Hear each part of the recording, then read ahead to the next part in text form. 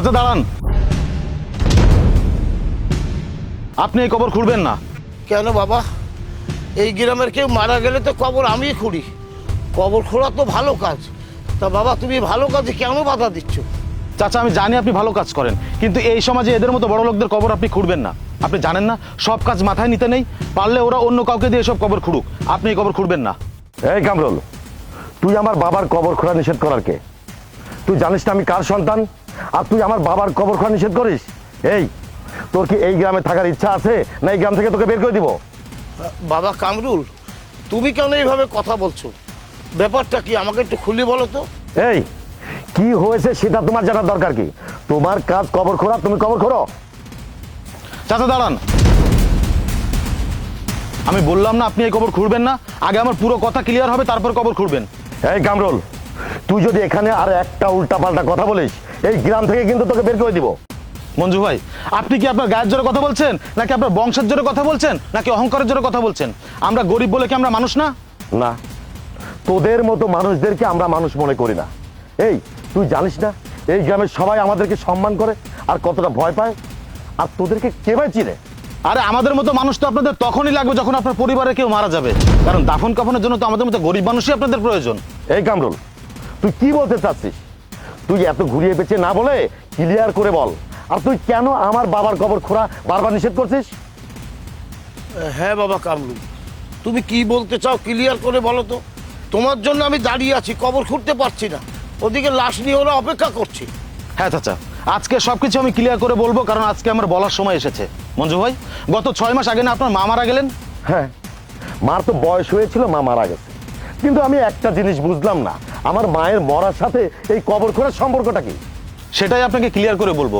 আচ্ছা ভাই, একটা কথা বলুন তো, গত 6 মাস আগে যখন আপনার মা মারা গিয়েছিল, তখন সর্বপ্রথম কে কবর খুঁড়তে এসেছিল? কেন?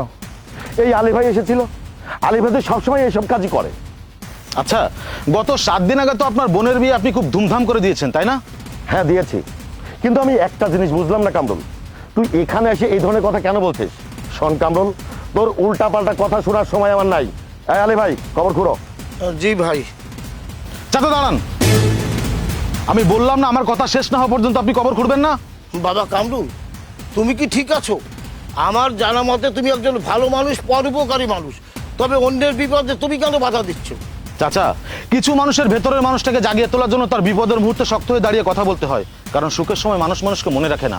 আচ্ছা একটা কথা বলুন তো, গত 7 দিন আগে যে মঞ্জু ভাইয়ের বোনের বিয়ে খুব ধুমধাম করে দিয়েছে, আপনাকে কি দাওয়াত দিয়েছিল? কি মোড়ল সাহেবের বোনের বিয়ে হয়েছে? এ তো আমি তোমার মুখ থেকে প্রথম শুনলাম। মঞ্জু ভাই, আপনার বোনের বিয়েতে আপনি আলী চাচাকে দাওয়াত দেননি কেন? আপনার কি আয়োজনে কম ছিল নাকি অন্য কোনো বিষয়? আয়োজনে কম থাকবে কেন? আমার বোনকে আমি ধুমধাম অনুষ্ঠান করে বিয়ে দিয়েছি, 5,000-এর বেশি লোক খাইয়েছি। আর একটা বিষয় হচ্ছে, আলী ভাইয়ের কথা মনে ছিল না। এতক্ষণে এবার আপনি লাইনে এসেছেন। এই আমাদের মতো গরিবদের কথা আপনাদের বিপদের সময় মনে পড়ে, যখন আপনার পরিবারে কেউ মারা যায় বা পরিবারে বড় ধরনের কোনো দুর্ঘটনা হয়। কিন্তু যখন আপনাদের পরিবারে বড় ধরনের কোনো অনুষ্ঠান হয়, পেট পুরে খাওয়ার আয়োজন থাকে না, তখন এই আমাদের মতো গরিবদের কথা আপনাদের মাথায় থাকে না। মঞ্জু ভাই, আপনার কি মনে আছে গত 2 মাস আগে এই আলী চাচা অসুস্থ হয়ে বিছানায় শয্যাশায়ী ছিলেন? মারে, ও মা, জ্বরে তো আমার গা পুড়ে যাচ্ছে মা, তুই আমাকে সুস্থ করার জন্য ওষুধের ব্যবস্থা কর মা।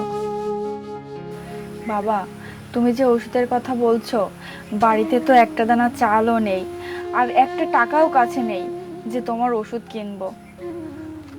মারে, তুই আশেপাশে কারো কাছ থেকে 200-300 টাকা ধার আনার চেষ্টা কর মা, তারপর সেই টাকা দিয়ে ঔষধ এনে আমাকে খাওয়া, আমি সুস্থ হয়ে ওদের ধার শোধ করে দেবো মা।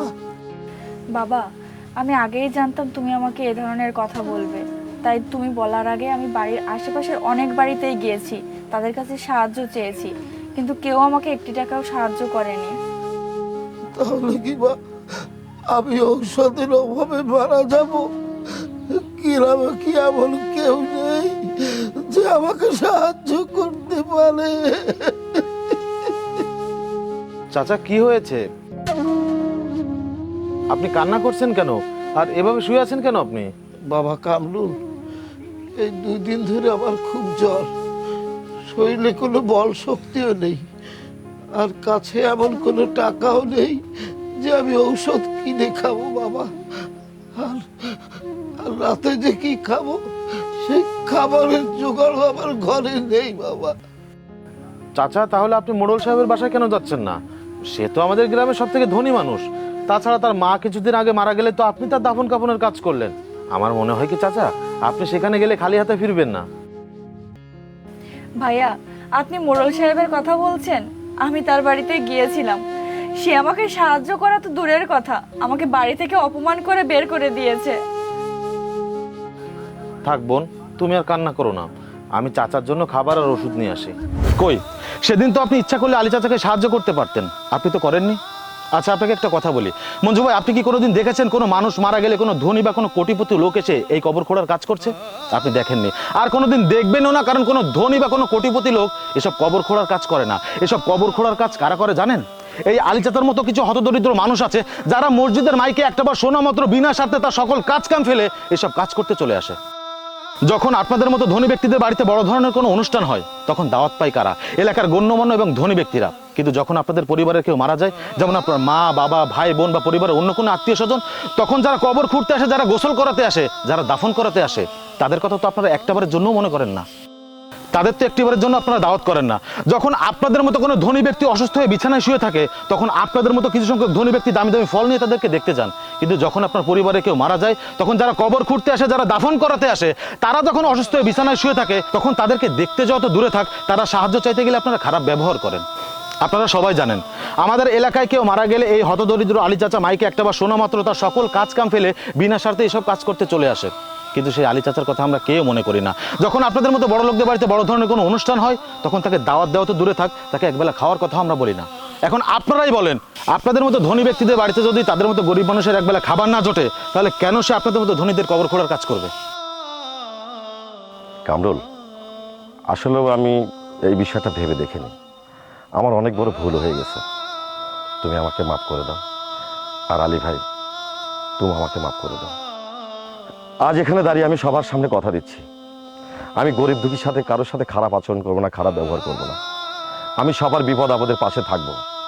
আর কামরুল, তুমি আলী ভাইকে বলো আমার বাবার কবরটা খুঁড়তে। চাচা, ভাই তার ভুলটা বুঝতে পেরেছে, আপনি তার বাবার জন্য কবর খুঁড়ুন। ঠিক আছে বাবা, আমি কবর খুঁড়ছি।